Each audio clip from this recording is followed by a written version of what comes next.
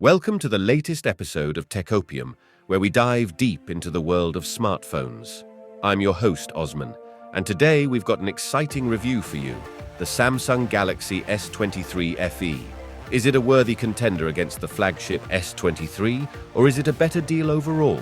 Let's find out.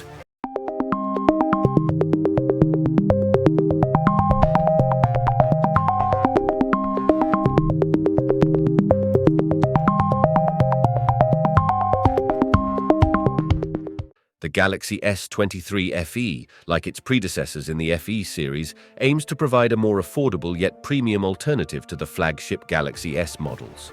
The design has received updates, featuring a glass back instead of the previous plastic one.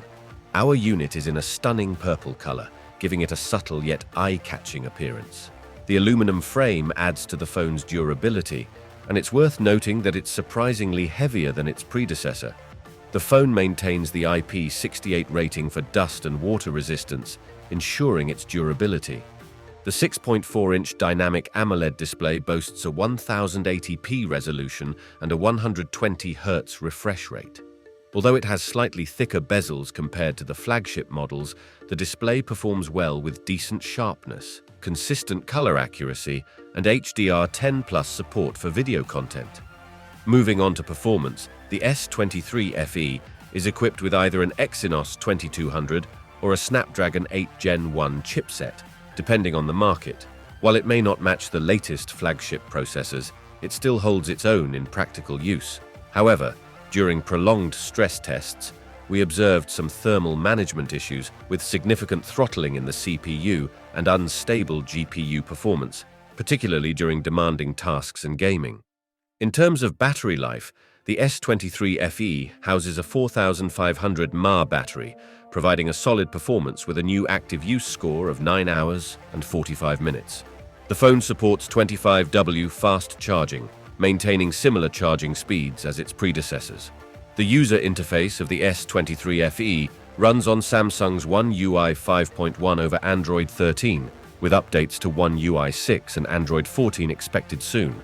Samsung promises up to 4 years of OS upgrades and 5 years of security patches, offering a consistent software experience comparable to higher-end Galaxy models. Now let's talk cameras.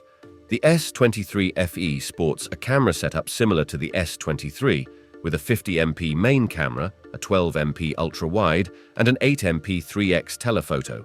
The main camera captures impressive photos with high detail, contrast, and wide dynamic range. In low-light conditions, the automatic night mode enhances the photos, maintaining detail and reducing noise. Video capabilities include shooting in up to 8K resolution at 24 FPS, providing good quality with true-to-life colors and wide dynamic range. The 4K footage is commendable, offering plenty of detail, sharpness, and accurate colors, although some users might find the sharpening slightly excessive.